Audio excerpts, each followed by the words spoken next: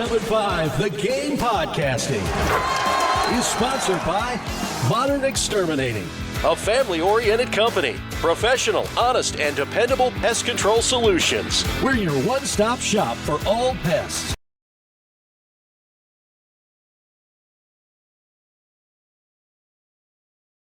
Brandon Cisse, look, I'm not saying it. No one else's pro day was less important, because it's important to everybody when you're trying to put together numbers and metrics that can help your NFL draft stock. And I'm not going to go back to I think all this is kind of overrated, because watch the tape.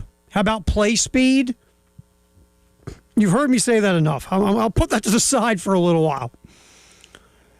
But running to some teams where Brandon Cisse runs in the 40 at pro day is going to matter. So forget play speed. Forget tape. If Brandon Cisse runs a good 40 time, that can help solidify his draft stock to where maybe he goes late first round. And so Brandon Cisse did run a 4.4. And that's really what you needed to run. A 4.4 or faster is really kind of like the sweet spot. And Cisse nailed it. So what's that going to do? That will, teams that value that will go, hey, ran a 4.4, there's pro day.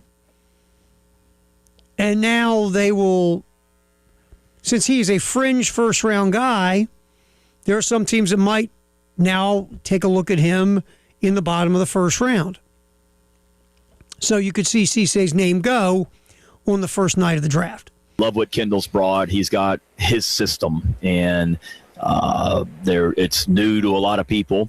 There's reasons for everything. There's answers to everything. He knows what he wants it to look like. He knows what it's supposed to look like, and he's got a system to get that done, which is great. And our players have enjoyed it. It's are we a million miles an hour trying to run 200 plays a game? Not necessarily, but we're utilizing tempo, which we've done in the past. But that's been good for our defense to be able to practice against that a little bit more in practice, forcing them to get lined up, see who really knows their stuff and doesn't know their stuff. And then Kendall's just got a great, confidence and swagger, or whatever you want to call it, to himself, which, I saw that when I was working for Steve Spurrier, how teams can take on the personality of their coach and just that confidence and swagger that Coach Spurrier had as a head coach here.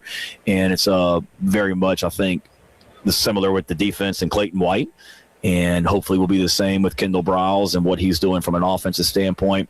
Our offense taking on his personality from a confidence, swagger standpoint. Look, I like that last part that Shane was talking about with the confidence and the swagger. And I think that players feel that, right? Everybody feels that. Again, we go back to people you've worked for.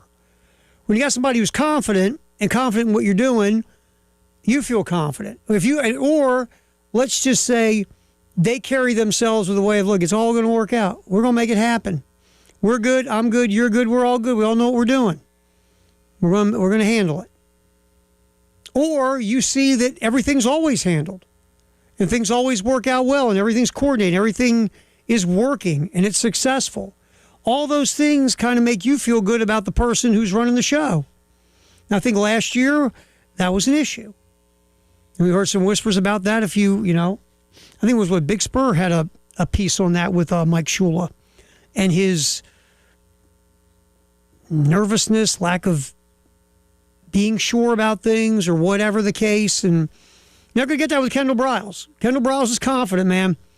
Look, say what you want. You can say what you want about the situation at Baylor with Art Briles. Put that aside. Let's just talk football.